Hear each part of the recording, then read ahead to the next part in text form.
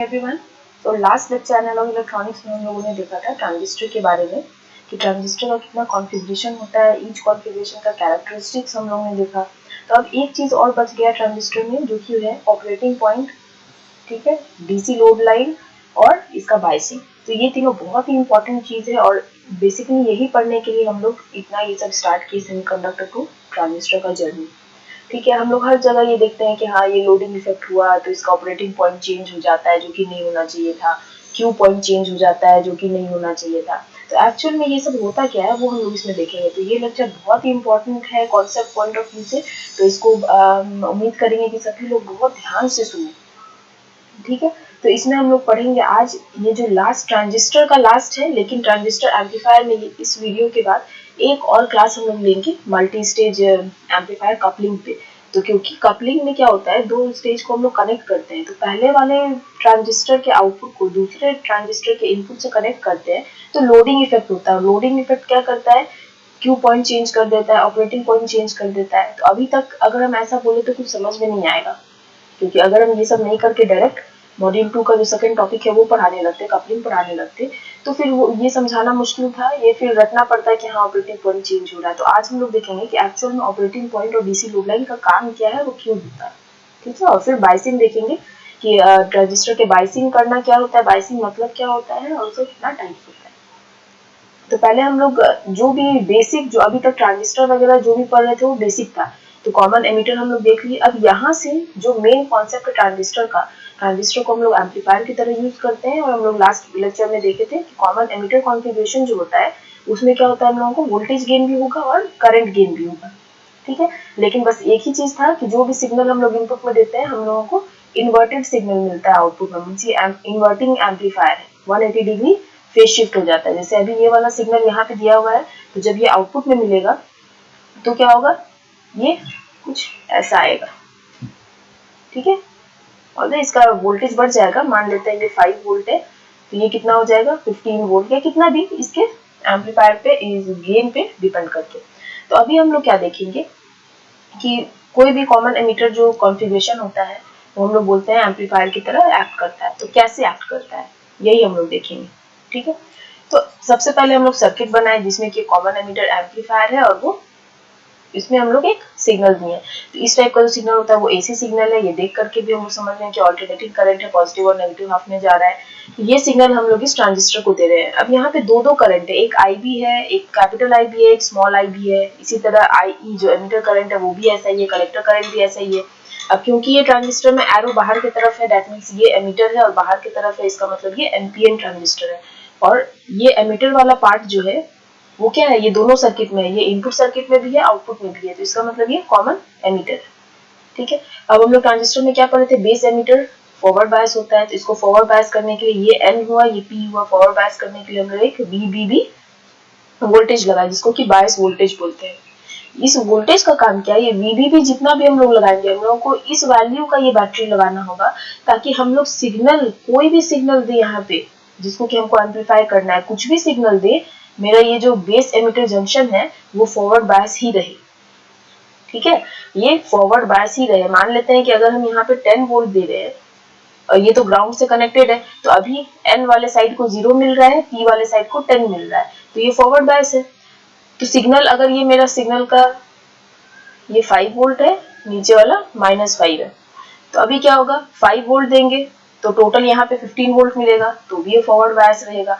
लेकिन अगर ये -5 वोल्ट, जब इसमें नेगेटिव हाफ साइकिल जाएगा -5 वोल्ट, अब मेरा यहाँ पे बेस पे कितना आएगा 10 और यहाँ -5, मतलब टोटल सिर्फ 5 आएगा, 10 - 5 वोल्ट यहाँ पे नेट आ पाएगा, लेकिन अभी भी ये फॉरवर्ड बायस है। लेकिन मान लेते हैं कि अगर ये जो सिग्नल दे रहे हैं वो कुछ ऐसा दे रहे हैं जिसका मैक्सिमम ये 15 वोल्ट है और नेगेटिव हाफ में ये -15 में जाता है। अब क्या होगा, ये जो यहाँ पर सिग्नल दिए हम लोग, ये -15 वोल्ट दिए और यहाँ पे 10 वोल्ट का ही बैटरी लगाए, अब नेट जो यहाँ पे वोल्टेज आएगा वो कितना आएगा, -5 वोल्ट आएगा, क्योंकि अब क्या होगा 10 - 15, तो ये -5 वोल्ट अब बेस पे आ गया। तो ये मेरा P है ना, तो P पे -5 है और एमीटर पे ही तो ग्राउंड से कनेक्टेड रहता है कोई भी सर्किट में, तो ये 0। तो अब ये क्या हो गया, रिवर्स बायस जंक्शन हो गया बेस एमीटर। तो ट्रांजिस्टर एम्पलीफायर की तरह काम नहीं करेगा। एम्पलीफायर के लिए क्या होना चाहिए, बेस एमीटर फॉरवर्ड बायस होना चाहिए और कलेक्टर और ये वाला इधर जो आउटपुट वाला है वो रिवर्स बायस होना चाहिए। तो अभी क्या हुआ, सिग्नल के वैल्यू पे डिपेंड करके मेरा ये रिवर्स बायस हो गया। इसीलिए जब भी हम लोगों को VBB का वैल्यू लेना है तो ऐसा लेना है ताकि हम लोग कितना भी वैल्यू का सिग्नल दे, पहले तो हर ट्रांजिस्टर में ये रहता है कि हाँ इतना से इतना का सिग्नल दे सकते हैं। तो ये VBB कुछ ऐसा रहता है जो कि यहाँ लिखा है, VBB is called bias voltage and is applied such that base emitter junction is always forward bias irrespective of signal polarity. मतलब सिग्नल पोलैरिटी पॉजिटिव हो या नेगेटिव हो, मेरा जो ये बेस एमिटर जंक्शन है वो हमेशा फॉरवर्ड बायस रहना चाहिए। अभी क्या हो रहा था, जब +15 दे रहे थे तब तो फॉरवर्ड बायस था, लेकिन जैसे ही हम लोग पोलैरिटी चेंज किए सिग्नल का, माइनस कर दिए, माइनस करने से क्या हो गया, ये जंक्शन रिवर्स बायस हो गया। ठीक है, तो ये था पहला चीज। अब दूसरा चीज हम लोग क्या देख रहे हैं कि मान लेते हैं कि हम लोग कोई सिग्नल अप्लाई नहीं कर रहे हैं, जब भी ट्रांजिस्टर में कोई भी सिग्नल नहीं अप्लाई करेंगे, फिर भी हम लोगों को ये ट्रांजिस्टर को फॉरवर्ड बायस और रिवर्स बायस करने के लिए VBB और VCC तो लगाना होगा बायस के लिए। ठीक है, तो जब कोई भी सिग्नल नहीं अप्लाई करते हैं लेकिन सिर्फ ये बायस वोल्टेज अप्लाई करते हैं तो भी करंट फ्लो करता है ट्रांजिस्टर में, क्योंकि हम लोग देखें हैं फॉरवर्ड बायस पीएन जंक्शन में क्या होता है, करंट होता है, चार्ज कैरियर जो है फ्लो करने लगता है। तो ये सब भी तो पीएन जंक्शन जैसा ही है। तो जब ये कोई करंट नहीं है, यहाँ पे हम कोई करंट नहीं दिए, यहाँ पे ये एक स्ट्रेट लाइन है। ठीक है, तो अभी क्या होगा, ये VBB लगाए, यहाँ पे VCC लगाए, VBB के कारण यहाँ पे एक करंट होगा IB। ठीक है, VBB क्या है, DC वोल्टेज है। ठीक है, तो ये जो DC वोल्टेज के कारण ये DC करंट है IB, मतलब ये DC है, ये ऑल्टरनेटिंग नहीं है। अगर देखा जाए तो ये करंट एक्सिस है, ये 0 है, तो ये IB होगा। ठीक है, DC मतलब ये straight constant current value, AC मतलब वो प्लस से माइनस होता है। ठीक है, तो अभी क्या होगा, VBB के कारण एक DC करंट यहाँ हुआ। सिमिलर वे में एमीटर से एमीटर करंट निकलेगा DC, कलेक्टर के पास कलेक्टर करंट होगा IC। ठीक है, तो जब कोई भी सिग्नल नहीं है तो हमारे पास सिर्फ DC करंट है जो कि है IE, IC और IB। ठीक है, ये कैपिटल में है, मतलब कि ये DC है। ठीक है, इसको कहते हैं zero signal current. Zero signal current, zero signal current मतलब हम लोग कोई सिग्नल अप्लाई नहीं कर रहे हैं, अप्लाइड सिग्नल 0 है। ठीक है ना, अब क्या होगा, अब मान लेते हैं कि हम लोग सिग्नल अप्लाई किए, तो जब ये AC सिग्नल, ये तो AC सिग्नल है, AC सिग्नल जब अप्लाई किए तब क्या होगा, अब मेरे पास दो चीज के कारण करंट होगा। अगर ये हमारा ये जो DC वोल्टेज है वो और ये जो AC सिग्नल है वो दोनों अगर अप्लाई करेंगे तो अब क्या होगा, ये वाला कंपोनेंट तो पहले बायस के कारण था, VBB के कारण DC कंपोनेंट, ये जो स्मॉल वाला कंपोनेंट है ये अब किसके कारण हो रहा है, ये वाले सिग्नल के, AC सिग्नल जो अप्लाई कर रहे हैं उसके कारण। ठीक है, तो DC के कारण सब कैपिटल में होता है और AC के कारण सब स्मॉल में होता है। जो AC करंट होता है उसको स्मॉल से डिनोट करते हैं, AC करंट। ठीक है, तो किसी भी ट्रांजिस्टर में जिसमें कि हम लोग कोई भी सिग्नल देते हैं उसमें दो टाइप का करंट होता है, एक होगा DC करंट और दूसरा होगा AC करंट। ठीक है, अगर हम लोग कोई भी AC सिग्नल नहीं दे रहे हैं तो मेरे पास सिर्फ DC करंट रहेगा जिसको कहते हैं जीरो सिग्नल करंट। अगर AC सिग्नल भी दे रहे हैं तो अब मेरे पास क्या होगा, इसका जो वोल्टेज है, कुछ भी जो वोल्टेज है, मान लो X है, तो अभी क्या होगा, ये VBB और X ये दोनों के ही कारण करंट प्रोड्यूस होगा। इसीलिए जब दोनों AC सिग्नल और ये बायस दोनों देते हैं तब हमारे पास क्या होता है, AC कंपोनेंट भी रहता है करंट का और DC कंपोनेंट भी रहता है। तो टोटल जो करंट होगा वो क्या हो जाएगा, मेरा एमीटर करंट अगर टोटल होगा तो capital IE plus small I, collector current क्या हो जाएगा, capital IC plus small IC। Similar way में बेस करंट क्या हो जाएगा, capital IB plus small IB। ये है DC, ये है AC। ये DC हुआ इन DC बायस वोल्टेज के कारण, ये AC कंपोनेंट जो आया वो इस सिग्नल के AC वोल्टेज जो है उसके कारण। ठीक है, यहाँ तक समझ में आ गया है सबको। तो इसको जो ये कंपोनेंट होता है इसको लिखते हैं स्मॉल I कैपिटल G।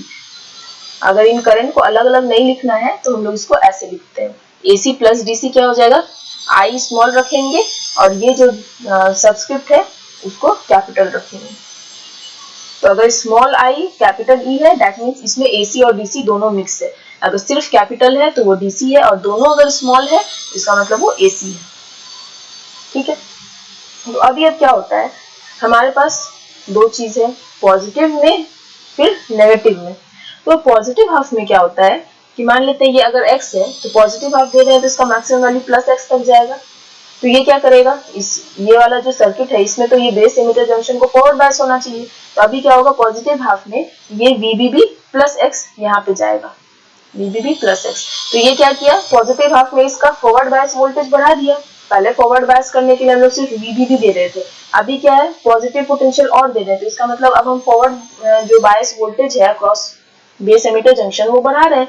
तो वोल्टेज बढ़ेगा, फॉरवर्ड बायस वोल्टेज बढ़ेगा तो ये क्या करेगा, रेजिस्टेंस कम कर देगा। रेजिस्टेंस कम करेगा तो मेरा जो आउटपुट करंट है वो बढ़ जाएगा। ठीक है, जो इलेक्ट्रॉन फ्लो होगा एमीटर से कलेक्टर में वो क्या होगा, वो बढ़ जाएगा, क्योंकि अभी ये होता है एमीटर बेस कलेक्टर। ट्रांजिस्टर को हम लोग इस तरह से ये करते हैं। ठीक है, अब जब भी हम लोग फॉरवर्ड बायस बढ़ा रहे हैं तब क्या होगा, मोर नंबर ऑफ इलेक्ट्रॉन्स जो है वो कलेक्टर के पास जाएगा एमीटर से कलेक्टर में बेस के थ्रू होकर। फॉरवर्ड बायस बढ़ाने पे ये सब हम लोग देख चुके हैं। ठीक है, तो इसीलिए जब हम लोग पॉजिटिव हाफ जाता है तो कलेक्टर करंट बढ़ जाता है। अब कलेक्टर करंट बढ़ गया मतलब ये डीसी प्लस एसी को हम लोग क्या लिख सकते हैं ऐसे, कैपिटल सी और स्मॉल आई। तो अभी ये जो करंट है ये भी बढ़ जाएगा। तो ये करंट बढ़ेगा तो voltage drop across this RC वो भी ज्यादा होगा। ठीक है, तो ये करंट, ये जो वोल्टेज था वो बस इतना था, ये वोल्टेज क्या किया, पॉजिटिव हाफ में इसके अक्रॉस फॉरवर्ड बायस को बढ़ाया। फॉरवर्ड बायस बढ़ा तो ज्यादा नंबर ऑफ चार्ज कैरियर क्या हुआ, एमीटर से कलेक्टर तक पहुंचा। तो फिर क्या होगा, मेरा आईसी बढ़ जाएगा। आईसी बढ़ जाएगा तो मेरा इधर से आईसी फ्लो कर रहा है ना, आईसी बढ़ेगा तो वोल्टेज ड्रॉप अक्रॉस रेजिस्टर बढ़ जाएगा, क्योंकि ओम्स लॉ से हम लोग जानते हैं V = IR। करंट ज्यादा होगा तो किसी भी रेजिस्टर के अक्रॉस वोल्टेज बढ़ेगा, वोल्टेज ड्रॉप। तो अभी वोल्टेज ड्रॉप बढ़ गया, दैट मींस हमारा आउटपुट बढ़ गया। तो सेम ये पॉजिटिव के लिए क्या होगा, हम लोगों को एम्पलीफाइड आउटपुट मिल जाएगा। ठीक है, सिग्नल हम लोग वही दिए, सिग्नल वही दिए हैं लेकिन आउटपुट जो हम लोग को एम्पलीफाइड मिला। तो ग्राफिकली भी हम लोग देखेंगे कि कैसे हुआ। ठीक है, अभी नेगेटिव हाफ में क्या होगा, नेगेटिव हाफ जब देंगे तो ये माइनस में भी -x वोल्ट हम लोग दे रहे हैं तो यहाँ पे -x वोल्ट आएगा। तो अभी क्या होगा, नेगेटिव हाफ में यहाँ पे हम लोग कितना वोल्टेज अब आएगा, VBB -x, मतलब जो भी फॉरवर्ड बायस हम लोग दे रहे थे वो अब कम हो गया है, मतलब फॉरवर्ड बायस वोल्टेज हम लोग कम कर दिए। तो कम कर दिए तो उससे क्या होगा, कम number of charge carrier cross करेगा एमीटर से कलेक्टर तक। तो इसका मतलब जो कलेक्टर करंट है वो घट जाएगा। कलेक्टर करंट घटेगा तो ये जो वोल्टेज अक्रॉस आरसी है वो भी घट जाएगा। ठीक है, तो अगर ये -x था तो हो सकता है कि ये -2x हो जाए, मतलब माइनस अगर 5 रहता तो ये और घट जाता, तो हो सकता है -10 वोल्ट मिलता। तो अभी नेगेटिव हाफ में क्या हो जाएगा, पॉजिटिव में हम लोग को एम्पलीफाइड मिला था, नेगेटिव जो देंगे वो और नेगेटिव हो जाएगा, दैट मींस नेगेटिव वाला और नेगेटिव हो जाएगा। तो हम लोग को पॉजिटिव और नेगेटिव दोनों हाफ में एम्पलीफिकेशन मिल रहा है। इसी को चलो ग्राफिकल वे में देखते हैं तो समझ में आएगा। अभी जैसे ये जो कंडीशन है वो नो सिग्नल वाला है, जीरो सिग्नल करंट, क्योंकि ये सिर्फ डीसी वाला है। तो मान लेते हैं कि हमारा जीरो सिग्नल करंट है, तो जब हम लोग कोई भी नहीं अप्लाई कर रहे हैं सिग्नल तो क्या होगा, बेस करंट क्या होगा, सिर्फ IB होगा, और डीसी करंट है इसीलिए सिर्फ स्ट्रेट होगा, कांस्टेंट होगा पूरे टाइम। ठीक है, तो इसके कॉरेस्पॉन्डिंग मेरा कलेक्टर करंट क्या होगा, अभी ये क्या है, IB है इनपुट, IC है आउटपुट। तो जब हम लोग नो सिग्नल अप्लाई कर रहे हैं मतलब जीरो सिग्नल करंट है, तब क्या होगा, सिर्फ IB DC रहेगा, IC हम लोगों को क्या होता है, बीटा इंटू IB। तो ये हमको IC मिल जाएगा, लेकिन सब DC है। अब क्या होगा, हमारे पास एक स्मॉल वीक सिग्नल है IB, ये AC सिग्नल है, तो ये कुछ ऐसा दिखेगा, इसका एम्पलीट्यूड यहाँ तक है।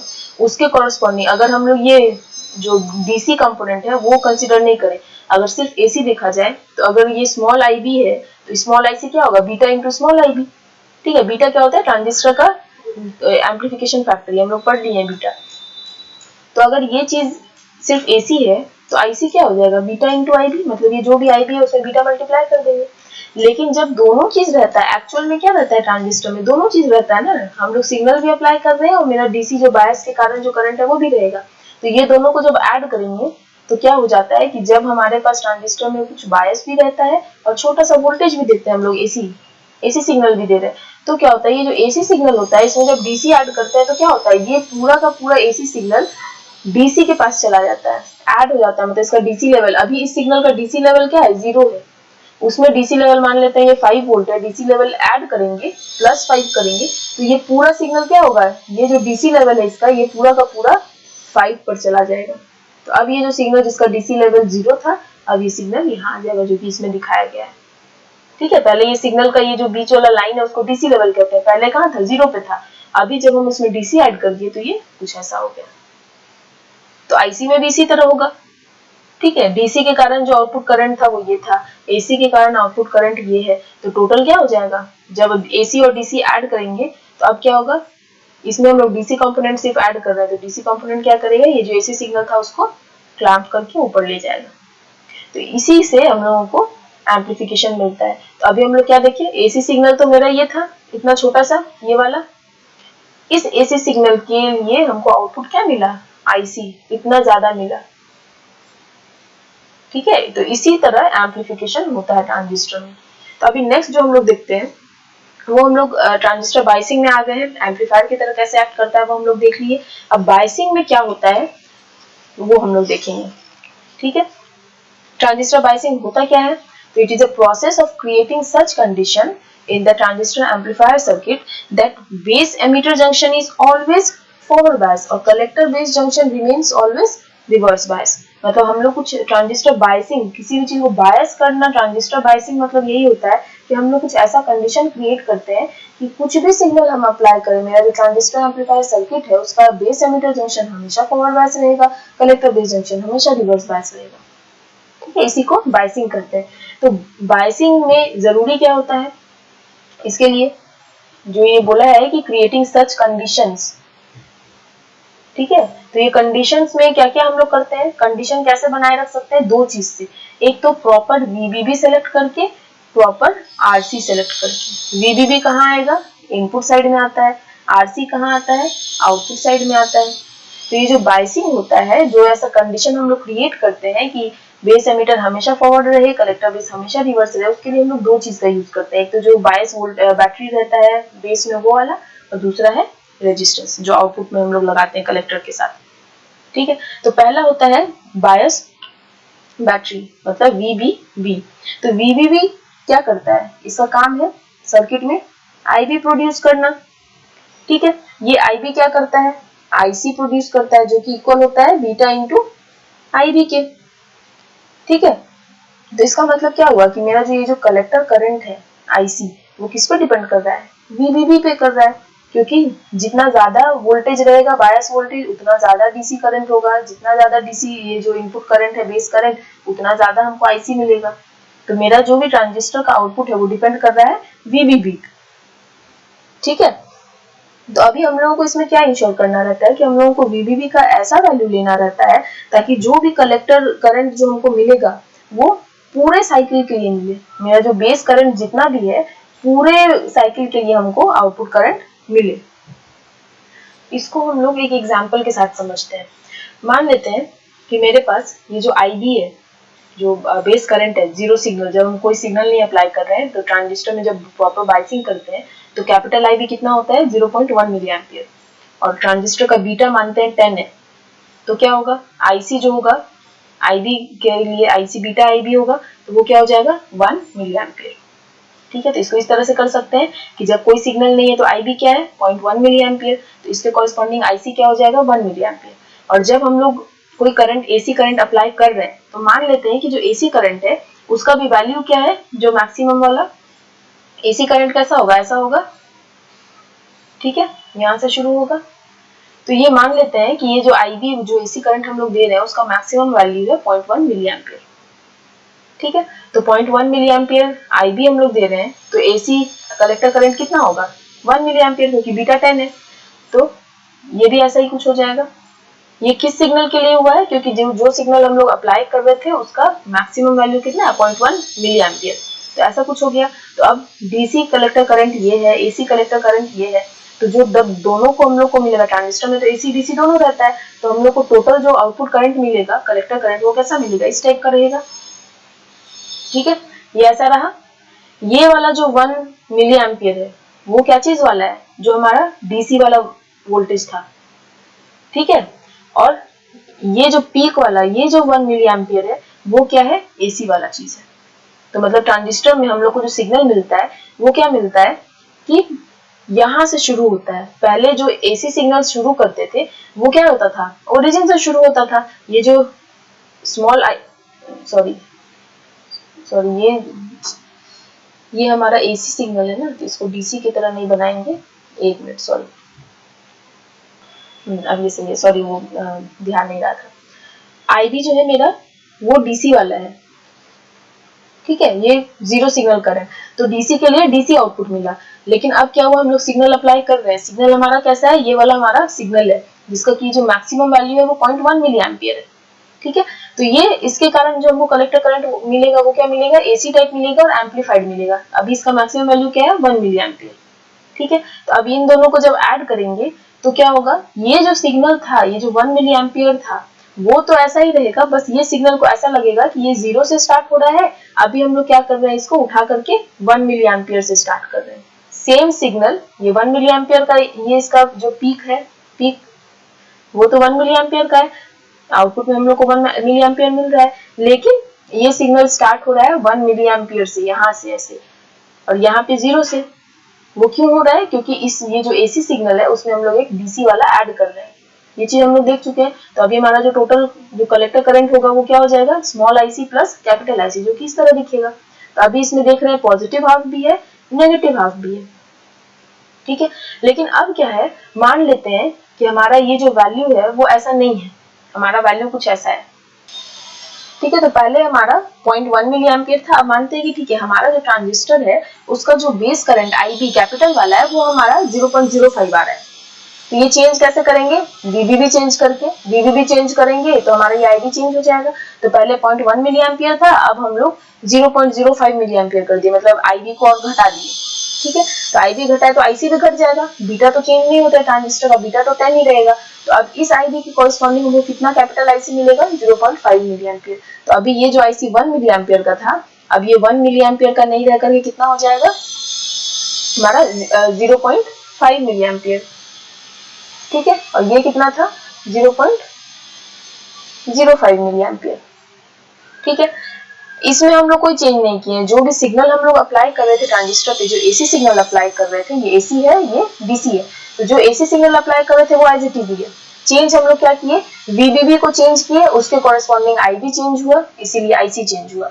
अब जो सिग्नल आएगा, आईसी तो मेरा ये वाला आईसी तो सेम रहेगा, लेकिन अभी क्या हुआ, मेरा कैपिटल आईसी बदल गया। अभी कैपिटल आईसी 0.5 मिली एम्पियर हो गया। अब ये सिग्नल कैसा आएगा, ऐसा दिखेगा। क्यों, क्योंकि ये क्या होता था, ये ओरिजिन से कितना ऊपर जाएगा, जितना ऊपर इसका डीसी वैल्यू है। यहाँ पे अभी डीसी वैल्यू 0.5 मिली एम्पियर है, मतलब ये जो एसी सिग्नल हमको मिल रहा है ये जीरो से स्टार्ट हो रहा है। ये जीरो से स्टार्ट नहीं होकर कहाँ से स्टार्ट होगा, 0.5 मिली एम्पियर से। तो हम लोग 0.5 मिली एम्पियर से स्टार्ट किए, इसका पीक कहाँ तक जाता है, 1 मिली एम्पियर तक। तो 0.5 से 1 मिली एम्पियर गए, ये वाला चीज 1 मिली एम्पियर हो गया, और फिर ये यहाँ आया, अब ये नीचे भी जाएगा 1 मिली एम्पियर तक, ये वाला चीज 1 मिली एम्पियर होना चाहिए, ठीक है। लेकिन हमारा जो कैपिटल आईसी का वैल्यू है वो क्या है, 0.5 मिली एम्पियर। अभी देखो इतना जो पोर्शन है वो तो ओरिजिन जीरो के नीचे चला गया, नेगेटिव हाफ में चला गया सारा। तो ये क्या होगा कि जो आउटपुट मिलेगा वो हमको क्या मिलेगा कि इतना से इतना टाइम में कोई आउटपुट नहीं मिलेगा, क्योंकि ये आउटपुट कट हो गया, ये ओरिजिन के नीचे चला गया, नेगेटिव हाफ में चला गया। इसीलिए क्या हुआ कि यहाँ पे हम लोगों को सिग्नल लॉस हो गया, ठीक है। इस साइड में क्या था कि हमारा जो जीरो सिग्नल कलेक्टर करंट था वो इतना था कि ये 1 मिली एम्पियर था, और नेगेटिव हाफ में भी जो ये 1 मिली एम्पियर होना चाहिए वो भी ओरिजिन के ऊपर ही था, मतलब नेगेटिव हाफ में नहीं गया था। लेकिन जब मेरा आईसी कम हो गया, तो आईसी कम हुआ तो यहाँ से शुरू होगा अब, लेकिन ये तो 1 मिली एम्पियर का है, तो सिग्नल तो हमको यही बनाना है, बस ये डिपेंड करता है कि यहाँ से बनाना है कि ओरिजिन से बनाना है, ठीक है। तो जो भी कैपिटल आईसी का वैल्यू रहेगा हम लोग को वहां से बनाना होगा सिग्नल।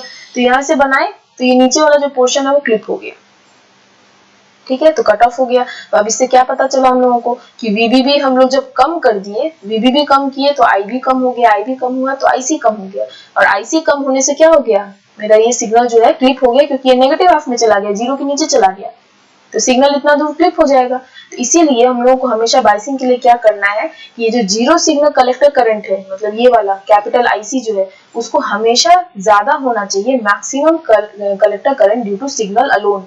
मतलब सिर्फ सिग्नल के कारण जो कलेक्टर करंट होता है, जो कि ये वाला है स्मॉल आईसी, इसका जो मैक्सिमम वैल्यू होता है, जो कि यहाँ पे 1 मिली एम्पियर है, हमेशा ये वाले आईसी को इससे ज्यादा बड़ा होना चाहिए। ठीक है, या तो इक्वल हो, ठीक है, ये ग्रेटर देन इक्वल टू, या तो ये वाला जो आईसी है कैपिटल आईसी वो इक्वल हो या फिर बड़ा हो स्मॉल आईसी से।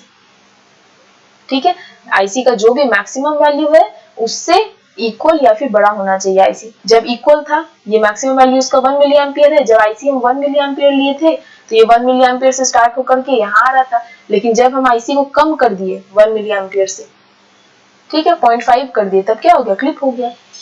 अभी हम लोग देखते हैं अगर आईसी इससे ज्यादा बड़ा रखेंगे तब क्या होगा। ठीक है, तो अगर आईसी हम लोग 2 मिली एम्पियर लेते हैं, तो आईसी 2 मिली एम्पियर लेंगे तो मेरा कलेक्टर करंट क्या हमको मिलेगा आउटपुट में, कौन सा collector current, small I capital C, मतलब इसमें एसी प्लस डीसी दोनों है। तो वो कलेक्टर करंट कैसे प्लॉट करेंगे, जो भी एसी वैल्यू है वो रहेगा, लेकिन वो स्टार्ट कहाँ से होगा, यहाँ से जीरो से स्टार्ट नहीं होगा, वो कैपिटल आईसी के वैल्यू से स्टार्ट होता है। तो अभी मेरे पास कैपिटल आईसी का वैल्यू है 2 मिली एम्पियर, दैट मीन्स मान लेते हैं कि 2 मिली एम्पियर यहाँ आया।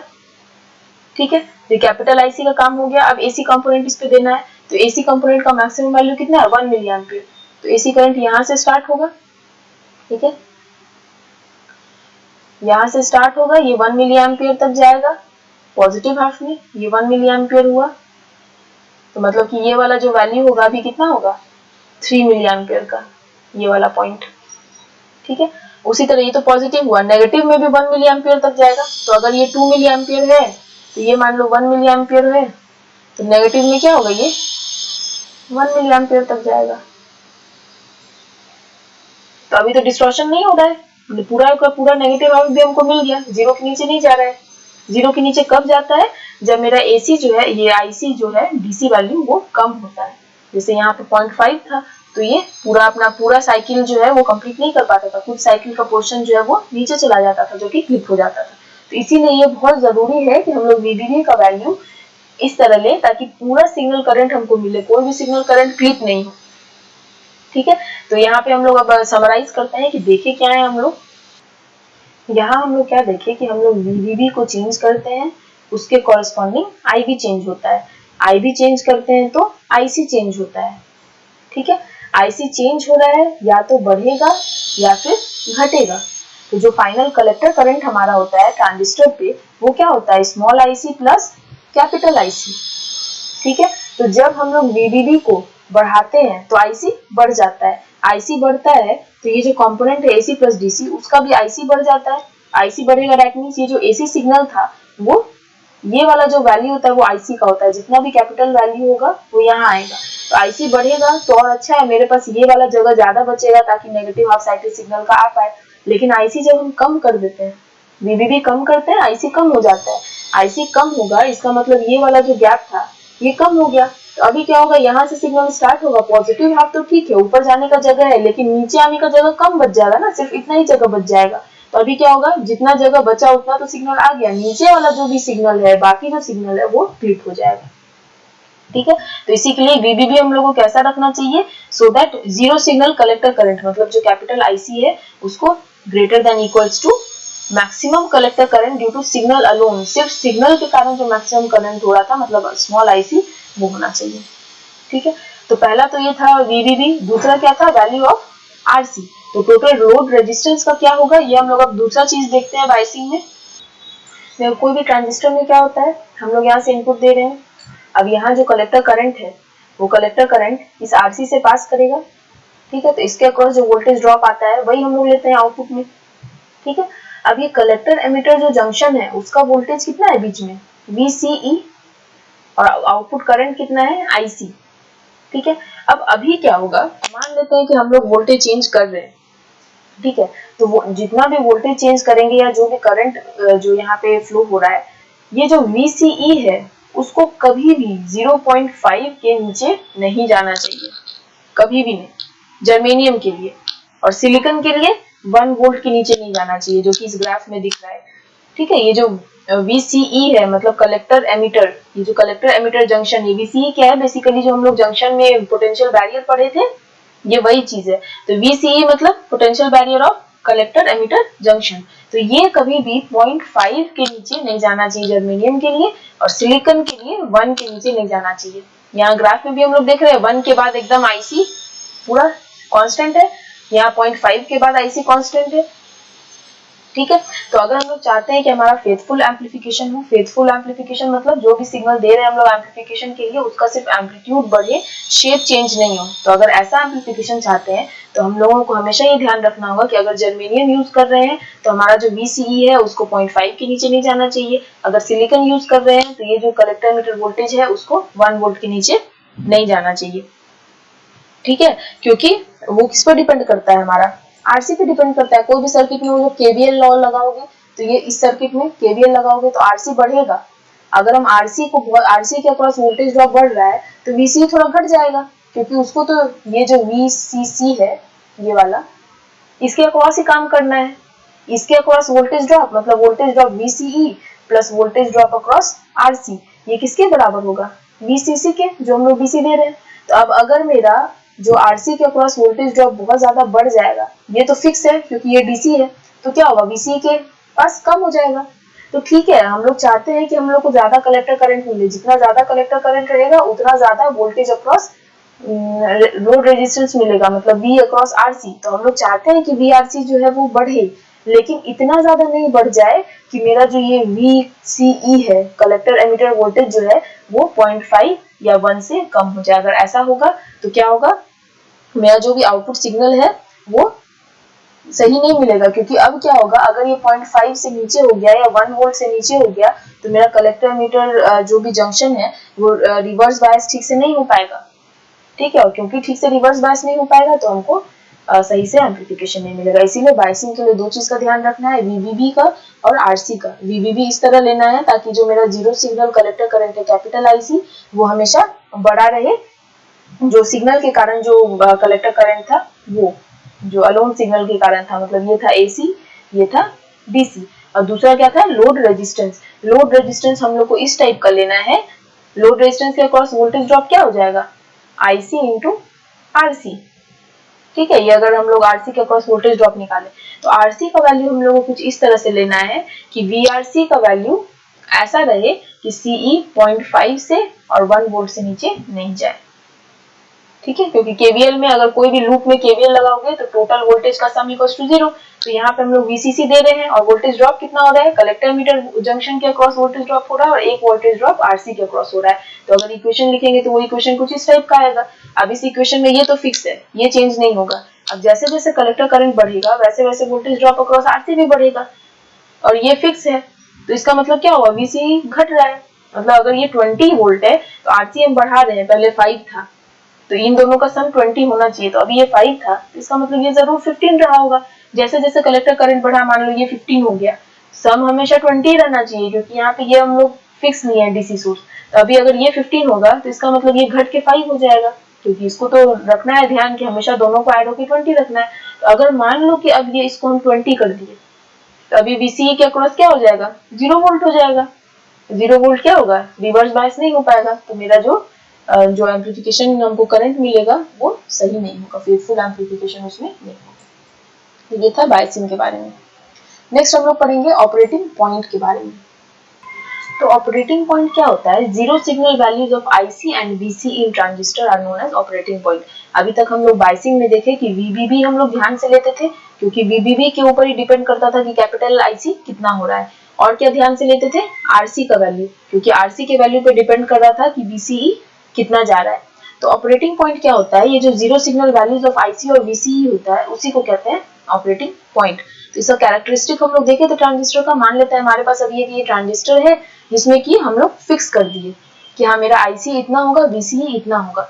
तो हम लोगों को ये वैल्यू फिक्स करना रहता है। अगर हम लोग चाहेंगे कि हम लोग ट्रांजिस्टर को एम्पलीफायर की तरह यूज करें तो इस चीज को फिक्स कर देंगे। ठीक है, तो वो तो ऑब्वियस सी बात है क्योंकि IC और VCE को फिक्स करना मतलब क्या हुआ, IC को फिक्स करना मतलब हम लोग VBB को फिक्स कर रहे हैं और VCE को फिक्स करना मतलब RC और IC फिक्स है।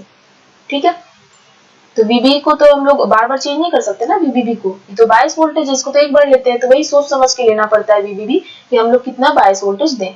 तो अभी कोई भी ट्रांजिस्टर एम्पलीफायर के लिए हम लोग IC और VCE का वैल्यू फिक्स लेते हैं। तो मान लेते हैं ये मेरा कॉमन एमीटर एम्पलीफायर है, जिसको कि एम्पलीफायर की तरह हमको यूज करना है।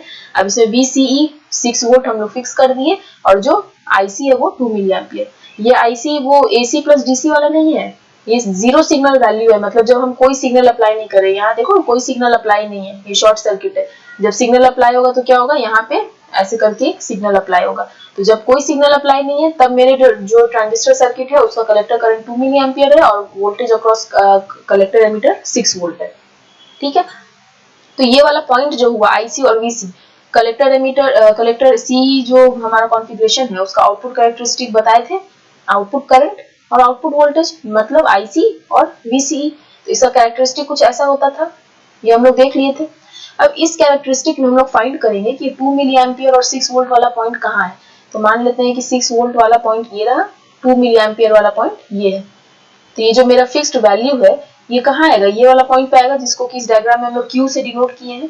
तो इस पॉइंट को हम लोग कहते हैं Q पॉइंट या फिर क्यूसेंट पॉइंट। क्यूसेंट मतलब होता है साइलेंट पॉइंट। साइलेंट क्यों? क्योंकि जब ट्रांजिस्टर साइलेंट रहता है, मतलब उसमें कोई भी सिग्नल हम लोग नहीं देते हैं, तब हमारा जो पॉइंट है वो ये है। ठीक है, अब क्योंकि मेरा IC हम लोग फिक्स कर दिए हैं 2 मिली एम्पियर पे, तो IC फिक्स 2 मिली एम्पियर पे करने का क्या मतलब है कि जो भी अब हम लोग सिग्नल अप्लाई करेंगे, AC सिग्नल अप्लाई करेंगे, वो शुरू कहाँ से होगा, 2 मिली एम्पियर से ही शुरू होगा। ठीक है, ये हम लोग अभी देखे थे पिछले वाले स्लाइड में कि ये वाला जो ये जीरो रहता है, अगर हम यहाँ small IC plus capital IC plot कर रहे हैं, तो मेरा स्मॉल IC किस पे राइड करेगा, स्मॉल IC अगर मेरा यहाँ से शुरू हो रहा है तो इसका मतलब ये वाला जो गैप है वो क्या है, कैपिटल IC। मतलब जो पहले जो मेरा सिर्फ स्मॉल IC अगर यहाँ से ऐसे था, तो अभी क्या हो जाएगा कि ये वाला ये वैल्यू सेम रहेगा, ये पूरा का पूरा उठ के यहाँ ओरिजिन से उठ करके ये IC पे चला जाएगा, ये वैल्यू पे। तो अभी क्या होगा, अब मान लेते हैं कि मेरे पास एक सिग्नल है 1 मिली एम्पियर का, उसका पीक सिग्नल मान लेते हैं ये 1 मिली एम्पियर है। तो ये 1 मिली एम्पियर का सिग्नल है, IC मेरा 2 मिली एम्पियर पे फिक्स है। तो ये जाएगा कहाँ से शुरू होगा, ये है 1 मिली एम्पियर का सिग्नल और ये 2 मिली एम्पियर है, तो ये स्टार्ट कहाँ से होगा, मेरा सिग्नल 2 मिली एम्पियर से स्टार्ट होगा। ठीक है, क्योंकि IC मेरा 2 मिली एम्पियर है, तो कलेक्टर करंट जो हमको मिलेगा वो 2 से स्टार्ट होगा, क्योंकि ये होता है IC। ठीक है, और डिटेल में देखो, इसको फिर से हम समझाते हैं। तो अभी क्या हुआ, नो सिग्नल में तो हम लोग देख लेंगे Q पॉइंट था, नो सिग्नल के लिए हम लोग सब चीज फिक्स कर दिए, IC 2 मिली एम्पियर रहेगा, VCE 6 वोल्ट रहेगा। अब हम लोग मान लेते हैं कोई सिग्नल अप्लाई किए, AC सिग्नल ही अप्लाई करते हैं। तो AC सिग्नल अप्लाई करेंगे तो कौन सा करंट आएगा, IB आएगा, IB के कारण हम लोगों को कुछ IC मिलेगा। ठीक है, तो वो IC जो मिला वो मान लेते हैं 1 मिली एम्पियर का ये कलेक्टर करंट है।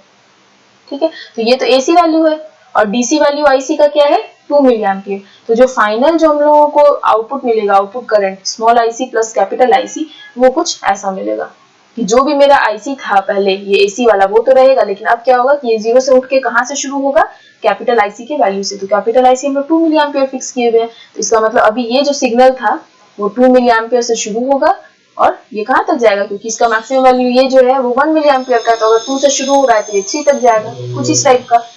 तो अगर प्लॉट करेंगे तो प्लॉट करने में अगर ये सिग्नल हम दे रहे हैं तो कहाँ आएगा, ये सिग्नल 2 से स्टार्ट होगा। ठीक है, 2 से स्टार्ट हुआ, 3 तक जाएगा, फिर ये यहाँ से आएगा, ऐसा ही आएगा। ठीक है, क्योंकि हम लोग देख रहे हैं इसको 2 से स्टार्ट होना है, 2 मिली एम्पियर तो यहाँ पे है, तो जो भी हम सिग्नल देंगे वो 2 से स्टार्ट होकर के एम्पलीफाई होगा। ठीक है, ये समझ में आ गया। तो ये वाला जो पॉइंट होता है इसको कहते हैं Q पॉइंट या साइलेंट पॉइंट। मतलब जब ट्रांजिस्टर में कोई भी सिग्नल नहीं था, जब ये AC सिग्नल नहीं रहेगा तो मेरा ये पॉइंट यहाँ पे है Q पॉइंट। तो अगर इसको हम लोग ऐसे देखें कि करेक्ट IC और VCE वैल्यू को सेट करना ही बाइसिंग कहलाता है, तो ये हम लोग बोल सकते हैं। ठीक है, क्योंकि अगर मान लेते हैं कि मेरा ऑपरेटिंग पॉइंट ये नहीं रहता, अगर हम ये वाला ऑपरेटिंग पॉइंट चूज करते या यहाँ पे ऑपरेटिंग पॉइंट चूज करते, अगर यहाँ करते तो मेरा सिग्नल कैसा आता, ऐसा आता। अगर यहाँ ऑपरेटिंग पॉइंट चूज करते तब क्या होता, सिग्नल आता और नीचे जाकर के इतना सिग्नल फ्लिप हो जाता। तो बायसिंग में भी हम लोग यही देख रहे थे। तो ऑपरेटिंग पॉइंट होता है zero signal values of IC and VCE, और setting operating point, setting proper operating point is known as biasing. ठीक है, सेटिंग प्रॉपर ऑपरेटिंग पॉइंट ये होता है बायसिंग। क्यों? क्योंकि अगर हम चाह रहे हैं कि कैपिटल आईसी और वीसीई को सेट करें, तो कैपिटल आईसी को कौन सेट करेगा? कैपिटल आईसी डिपेंड करता है आईबी पे, आईबी क्या चीज पे डिपेंड करेगा? वीबीबी पे। वीसीई किस पे डिपेंड करेगा? आरसी पे।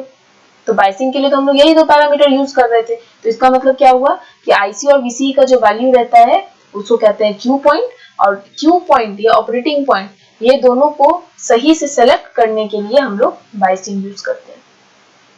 ठीक है, ये समझ में आ गया होगा। ये बहुत ही सिंपल सा चीज है, ये तो एकदम नॉर्मल सा चीज है कि जो भी कैपिटल आईसी है डीसी वैल्यू पे ये क्लैंप कर जाता है। अब अगर डीसी वैल्यू छोटा होगा तो ऑब्वियसली जो नेगेटिव हाफ वाला चीज है वो नीचे जाएगा ही।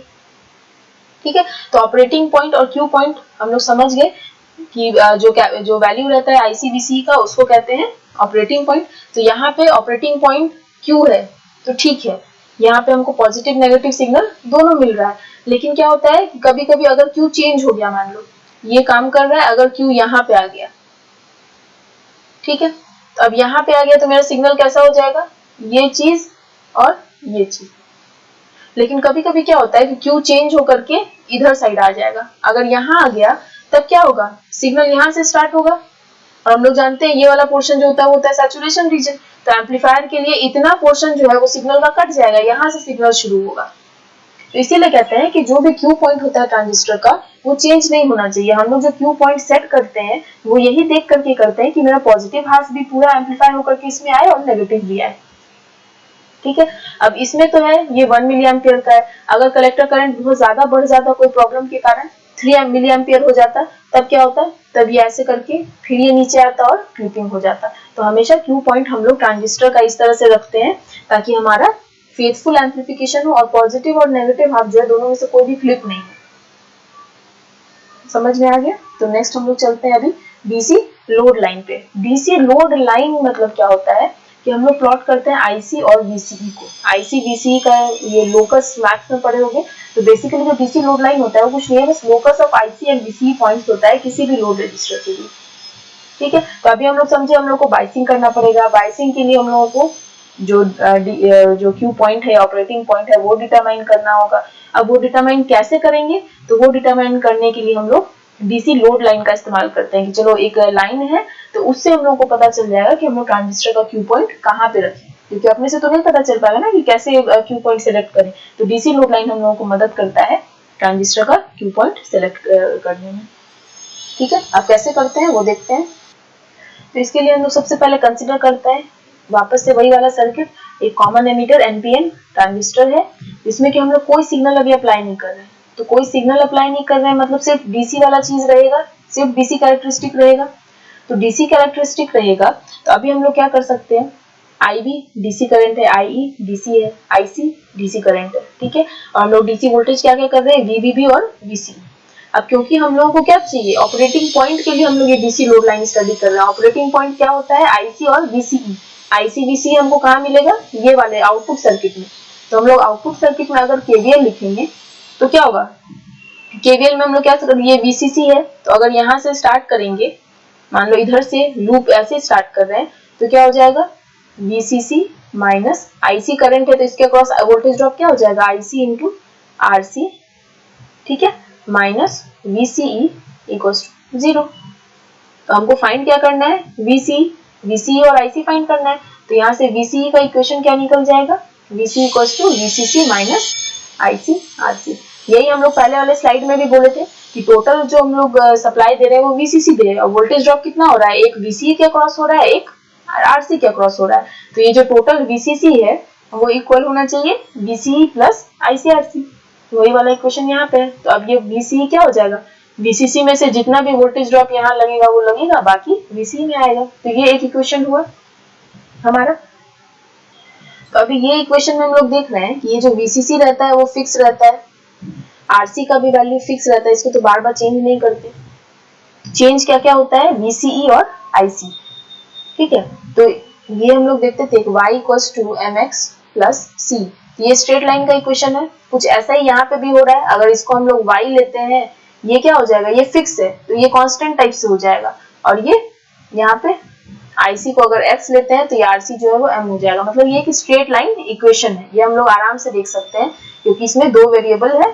जैसे इसमें y और x दो वेरिएबल था, यहाँ पे वेरिएबल क्या है, एक VCE है और एक IC है, बाकी कांस्टेंट है। तो ये स्ट्रेट लाइन है। स्ट्रेट लाइन इक्वेशन को हम लोग प्लॉट कर सकते हैं। तो ये प्लॉट करने के लिए लेकिन हमको कोऑर्डिनेट तो चाहिए, स्टार्ट पॉइंट और एंड पॉइंट चाहिए। ये तो हमको पता होना चाहिए कि लाइन कहाँ से शुरू हो रहा है और कहाँ से खत्म हो रहा है, तब तो हम लोग इसको प्लॉट कर पाएंगे ना। कोऑर्डिनेट ज्योमेट्री में भी हम लोगों को दो पॉइंट दिया जाता था कि हाँ इतना से इतना x कोऑर्डिनेट है, इतना से इतना y कोऑर्डिनेट है, तब हम लोग प्लॉट करते थे। अभी यहाँ पे हम लोग को एंड पॉइंट निकालना है। तो एंड पॉइंट निकालने के लिए हम लोग क्या करेंगे, हम लोग पहला केस क्या लेंगे कि मान लेते हैं कि IC जो है वो 0 है, क्योंकि एंड पॉइंट क्या होगा, अगर ये मेरा कैरेक्टरिस्टिक है तो एंड पॉइंट एक यहाँ होगा, एक कुछ इस एक्सिस पे होगा। तो कोई भी पॉइंट जो ये y एक्सिस पे है उसके लिए क्या होगा, VCE 0 होगा, और कोई भी पॉइंट जो VCE पे है उसके लिए क्या होगा, IC 0 होगा। तो पहला अगर हम लोगों को ये पॉइंट निकालना है कि ये जो लाइन है VCE = VCC - ICRC, वो ये x एक्सिस को कहाँ पे कट करेगा, तो x एक्सिस को कहाँ कट करेगा वो निकालने के लिए y एक्सिस 0 करते हैं, तो IC 0 करेंगे। जब इसमें IC 0 करेंगे तो हमको क्या पता चल जाएगा कि VCE = VCC - 0, मतलब VCC। तो ये वाला जो स्ट्रेट लाइन जो हमको मिलेगा, ये स्ट्रेट लाइन में प्लॉट करेंगे, और ये स्ट्रेट लाइन कट कहाँ करेगा, VCE = VCC पे। जब IC 0 है तो IC 0 यहाँ है, VC जहां भी कट करेगा वो क्या वैल्यू होगा, VCC का। तो ये एक पॉइंट हमको मिल गया। दूसरा पॉइंट हमको चाहिए y एक्सिस पे, तो y एक्सिस के लिए क्या होगा, VCE को 0 करेंगे। तो फर्स्ट तो हम लोग किए IC 0 कर दिए, सेकंड में क्या किए, VCE को 0 करेंगे। ठीक है, जब VCE 0 करेंगे तब क्या होगा, 0 = VCC - ICRC। तो हमको फाइंड क्या करना है, IC = क्या हो जाएगा, VCC/RC। अब हमको दोनों चीज पता चल गया है, स्टार्ट पॉइंट, एंड पॉइंट और मेरा इक्वेशन। स्टार्ट पॉइंट हमको पता चल गया, ये इक्वेशन है मेरा, इसको प्लॉट करना है। ठीक है, y एक्सिस में है IC, x एक्सिस में है VCE।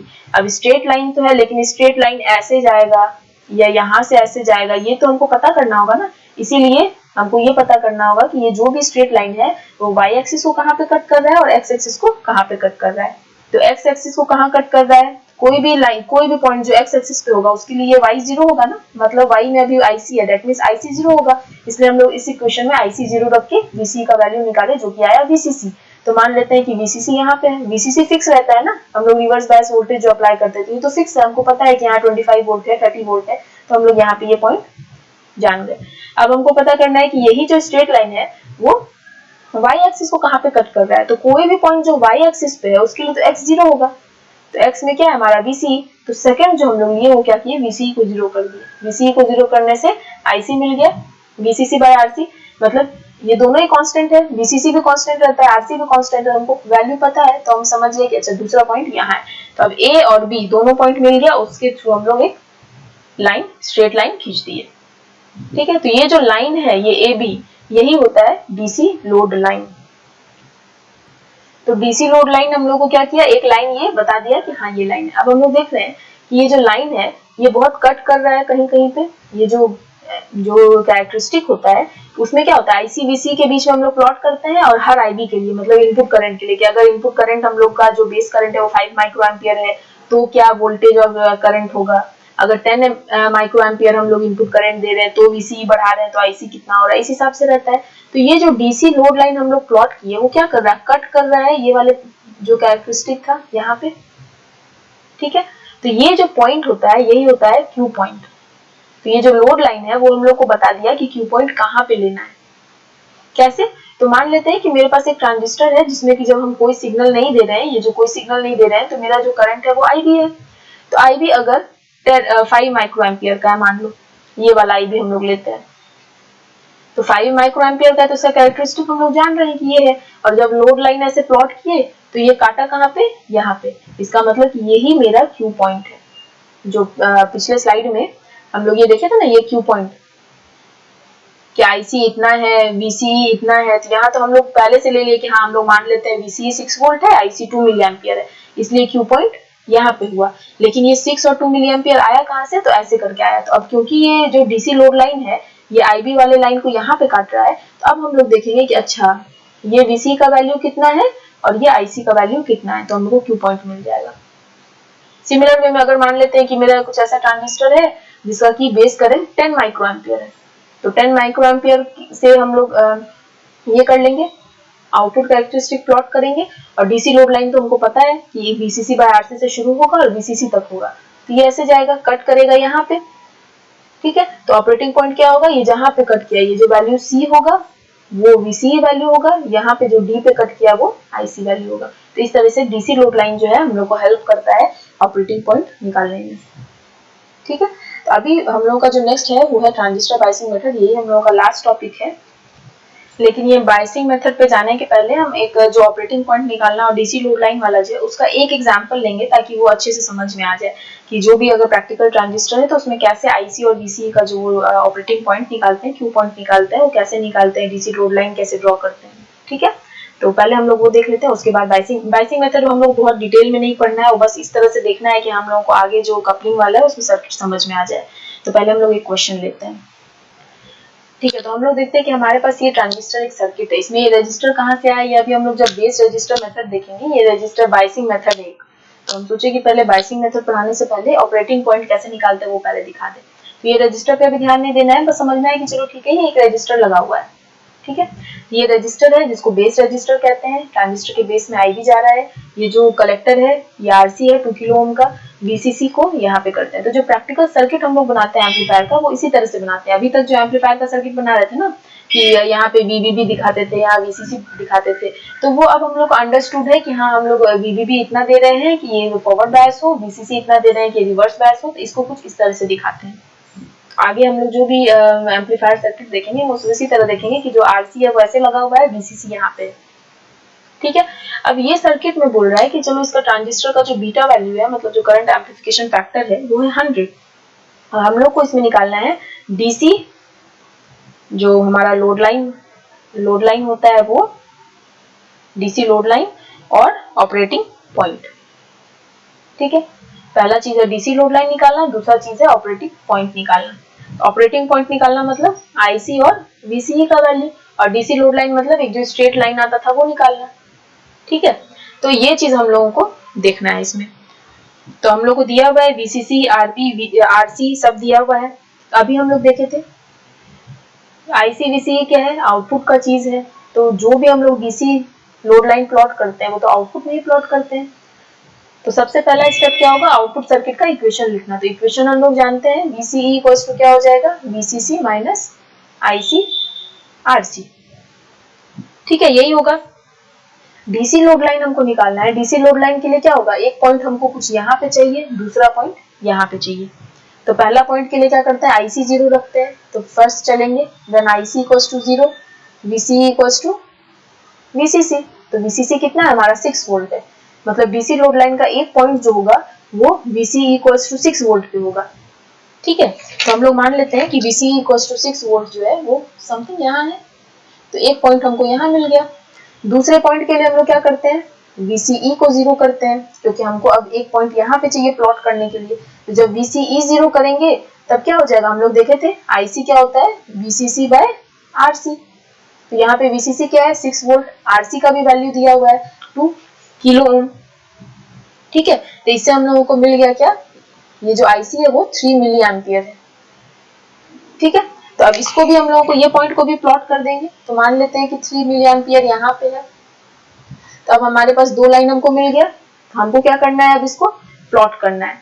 तो हम लोग ये प्लॉट करते हैं, ठीक है। तो इस तरह से ये डीसी लोड लाइन तो बन गया, हमारा ट्रांजिस्टर दिया हुआ था, डीसी लोड लाइन बन गया। तो ये फर्स्ट पार्ट हो गया। सेकंड पार्ट क्या बोल रहा है कि ऑपरेटिंग पॉइंट निकालने, मतलब ये जो ट्रांजिस्टर है इसको हम किस पॉइंट पे ऑपरेट करें। तो ऑपरेटिंग पॉइंट क्या होता है, कैपिटल आईसी का वैल्यू और कैपिटल वीसीई का वैल्यू। तो यहाँ से हमको तो सिर्फ ये दोनों एंड और स्टार्टिंग पॉइंट पता चला था कि हम एक लाइन खींच सके, लेकिन अभी हमको क्या करना है, कैपिटल आईसी और वीसीई निकालना होगा।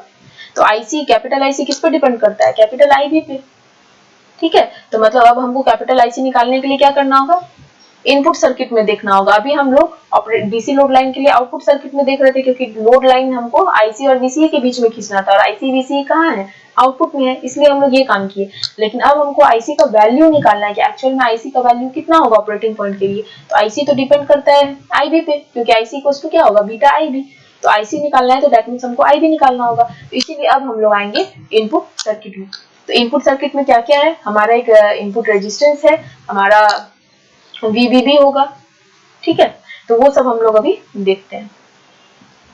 अभी इनपुट सर्किट में आते हैं। इनपुट सर्किट ये वाला है, ये वीसीसी है और ये ऐसे कनेक्टेड है यहाँ से भी, इसका मतलब इस पॉइंट का भी वोल्टेज क्या है, वीसीसी है, ठीक है। अब करंट को फ्लो करने के लिए तो एक पाथ चाहिए, तो मान लेते हैं अब ये इनपुट में करंट कैसे फ्लो करेगा, यहाँ से आएगा, इधर आएगा, यहाँ से होते हुए ग्राउंड में चला जाएगा, ठीक है। अब इस पाथ में हमको क्या क्या मिला, पहला तो ये वीसीसी है जो कि सप्लाई हो ही रहा है, तो वीसीसी लिख देंगे।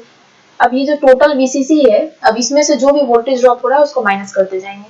तो आईबी इस रेजिस्टेंस के अक्रॉस फ्लो कर रहा है, तो वोल्टेज ड्रॉप कितना होगा, आईबी इंटू आरबी। ये जो आरबी है, ये रेजिस्टेंस जो इसको बेस रेजिस्टर बोलते हैं, ये अभी हम लोग बाइसिंग देखेंगे तो पता चलेगा। तो इसके अक्रॉस हो जाएगा आईबी इंटू आरबी, फिर ये नीचे आएगा करंट, ये बेस और एमीटर से होते हुए ग्राउंड जा रहा है, तो एक वोल्टेज ड्रॉप वीबीई भी होगा इक्वल्स टू 0, और तो कुछ पोटेंशियल ड्रॉप नहीं है रास्ते में। तो अभी क्या हो जाएगा, वीसीसी का वैल्यू हमको पता है, आईबी खोजना है, आरबी का वैल्यू ऑलरेडी पता है।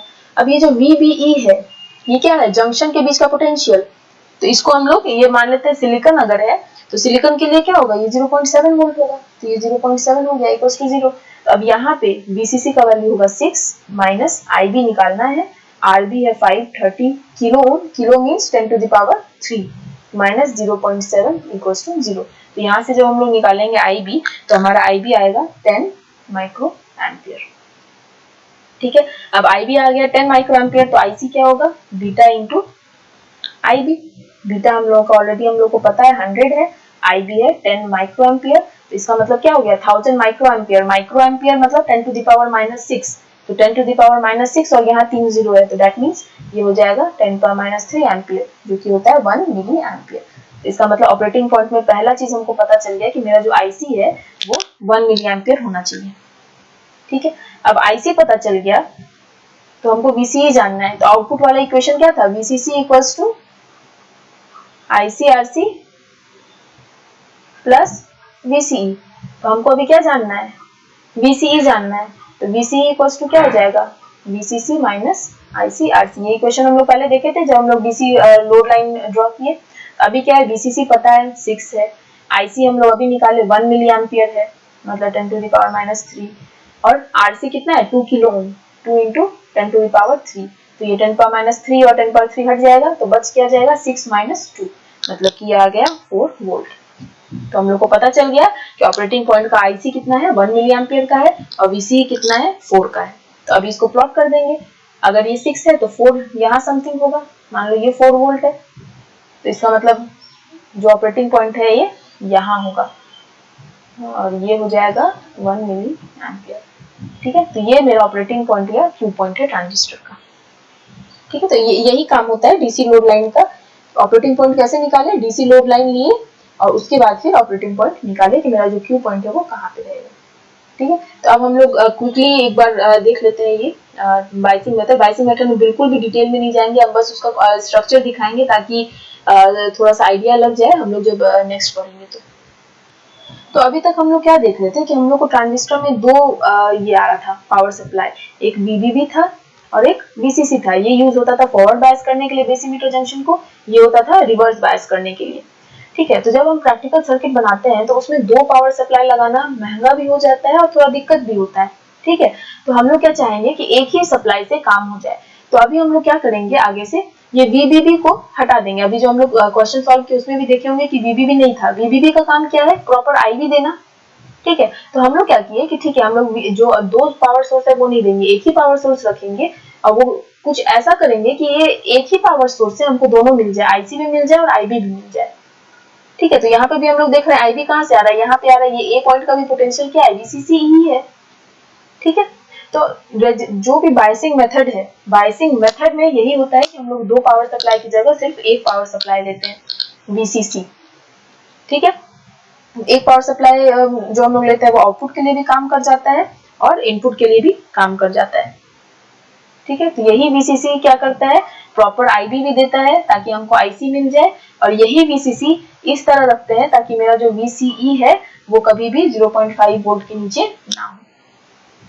ठीक है, तो जो पहला मेथड है हमारा ये बायसिंग का, वो है बेस रजिस्टर मेथड।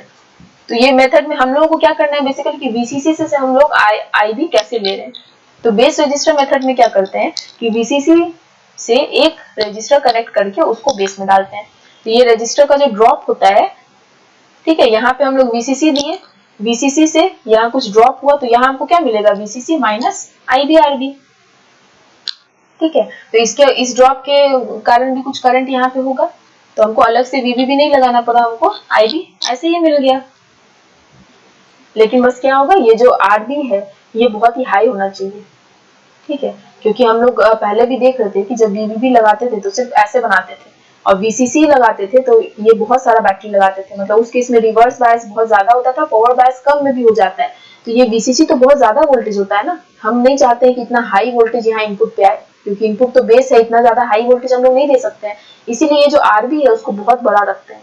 तो RB क्योंकि बहुत ज्यादा रहेगा तो जो भी करंट इससे फ्लो करेगा तो बहुत ज्यादा वोल्टेज ड्रॉप यहाँ पे क्रिएट करेगा।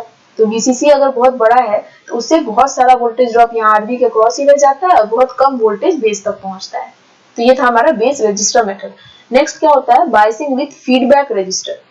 यहाँ पे भी रजिस्टर लगा हुआ है बेस में, लेकिन अभी देखो ये रजिस्टर कहाँ कनेक्टेड है, यहाँ पे। पहले ये रजिस्टर कहाँ कनेक्टेड था, VCC से।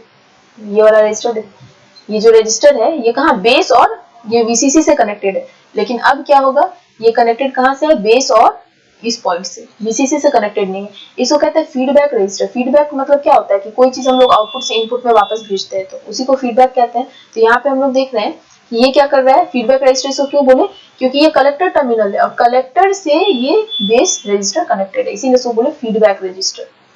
ठीक है, तो अब जब यहाँ से कनेक्ट कर दिए हैं तब क्या होगा, अभी क्या होगा, पहले ये जो था वो VCC से कनेक्ट था तो VCC डिसाइड कर रहा था कि कितना IB होगा, लेकिन अब क्या है, ये इस टर्मिनल से कनेक्टेड है तो इसका मतलब क्या हुआ, ये VCB है, C और ये बेस है। अब VCB डिसाइड करेगा कि कितना करंट फ्लो होगा। ठीक है, पहले VCC कर रहा था, अब ये VCB करेगा। और तीसरा जो होता है ये वोल्टेज डिवाइडर मेथड होता है, ये बहुत ही इंपॉर्टेंट है और जनरली यही सब प्रैक्टिकल सर्किट में यूज होता है। तो ये पिक्चर हम इसलिए दिखा रहे हैं क्योंकि आगे जब हम लोग मल्टी स्टेज एम्पलीफायर पढ़ेंगे तो उसमें ये नहीं कि इतना सारे रजिस्टर देख करके और बिल्कुल कंफ्यूज हो जाना है। तो अभी यहाँ पे ध्यान रखना है, एक ट्रांजिस्टर है, एक ट्रांजिस्टर पे 4 रजिस्टर है, 4 में से एक तो ये कलेक्टर रेजिस्टेंस हो जाएगा, दूसरा एमिटर रेजिस्टेंस हो जाएगा, और ये बेस के पास ये जो R1 और R2 दो रजिस्टर रहता है, इसको वोल्टेज डिवाइडर बायस मेथड इसीलिए कहते हैं क्योंकि यहाँ वोल्टेज डिवाइड होता है, R1 और R2 voltage divider network form कर रहा है। ठीक है, तो इसके बारे में हम लोग डिटेल में भी नहीं जाएंगे क्योंकि ऐसे ही ये क्लास बहुत लंबा हो गया है, पर ये बहुत जरूरी था कि ये सारा कुछ एक ही क्लास में बताने का, इसीलिए इसको थोड़ा सा ज्यादा लंबा रखा गया है इस वीडियो को। तो यहाँ पे अभी क्या होगा, वोल्टेज डिवाइडर में हम लोग क्या करते हैं, R1 और R2 ये इसका नेटवर्क VCC से कनेक्ट करते हैं। हम लोग सिर्फ बेस रजिस्टर में क्या करते थे, सिर्फ एक रजिस्टर कनेक्ट करते थे VCC से और यहाँ देते थे, R2 नहीं रहता था। लेकिन इसमें वोल्टेज डिवाइडर बायस में क्या करेंगे, दो रजिस्टर लेंगे, ठीक है, और VCC इस तरह से कनेक्ट करेंगे। तो अभी क्या होगा, ये यहाँ पे VCC आ रहा है, कुछ वोल्टेज ड्रॉप यहाँ होगा, वोल्टेज डिवाइडर रूल के हिसाब से क्या होगा, इसके अक्रॉस वोल्टेज ड्रॉप क्या हो जाएगा, वोल्टेज ड्रॉप ये क्या होता है, VCC इंटू R1 के अक्रॉस करना है तो R1 plus R2। Similar way में यहाँ है, जो बेस के इनपुट पे जो वोल्टेज जाएगा वो क्या जाएगा, ये वाला, जो R2 के अक्रॉस वोल्टेज रहेगा तो R2 के अक्रॉस वोल्टेज क्या रहेगा, VCC into R2 bye R1 plus R2। तो हमको क्या चाहिए था कि हम लोग एक ही पावर सप्लाई से और बेस में करंट लिया, बेस करंट बहुत ज्यादा होना भी नहीं चाहिए था, इसीलिए हमको जो वोल्टेज चाहिए था वो बहुत कम चाहिए था, लेकिन VCC तो बहुत बड़ा होता है। तो हम लोगों का बस यही काम है कि कैसे हम लोग हाई वोल्टेज से उसको लो वोल्टेज में करके और बेस पे दें। तो अभी इसके लिए हम लोग क्या किए, वोल्टेज डिवाइडर नेटवर्क लगाए। तो ये जो टोटल VCC था उसमें से कुछ पार्ट R1 के अक्रॉस गया, कुछ पार्ट R2 के अक्रॉस गया। R2 के अक्रॉस जो गया उसको हम लोग इनपुट में दे रहे हैं बेस के, तो बेस करंट हुआ, बेस करंट से कलेक्टर करंट आया। ठीक है, तो ये सारा था बायसिंग मेथड, ऑपरेटिंग पॉइंट और DC लोड लाइन। तो अगर कोई भी तरह का दिक्कत हो इसमें तो अभी पूछ सकते हैं, क्योंकि ये बहुत इंपॉर्टेंट है, इसलिए इसको एक बार, 2 बार, 3 बार, जितने बार भी हो सके देख करके, समझ के और ट्रांजिस्टर का ये आप लोग सब समझें। तो थैंक यू। कोई क्वेश्चन है तो पूछ सकते हैं।